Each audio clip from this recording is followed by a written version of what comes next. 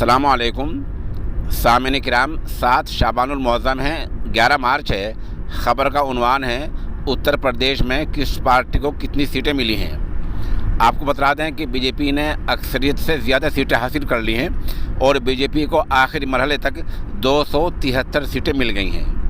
उधर समाजवादी और राष्ट्रीय लोकदल के इत्तेहाद को 125 सीटें मिली हैं, जबकि कांग्रेस को 2 और बहुजन समाज पार्टी को 1 सीट मिली है।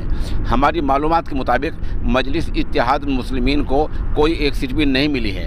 इस सिलसिले में अगर कोई हमें मुगालता हो गया हो तो बराए मेहरबानी हमें कमेंट में बतला दें। 2 उम्मीदवार हमारे याद हैं। मजलिस इत्तेहाद मुस्लिमीन के उम्मीदवार जो देवबंद से खड़े हुए थे उन्होंने 3500 वोट हासिल किए हैं, जो बहरहाल एक रिकॉर्ड है। उधर थाने बॉन्ड सीट से जो मौलाना सद्दाम खड़े होते SDP से, जिनके बड़े बड़े दावे थे, उनको 700 वोट मिले हैं। ये भी एक रिकॉर्ड रहा है। इस तरह आप हमारे साथ बने रहें, हम शाम तक और भी आपको मुत्तला करते रहेंगे।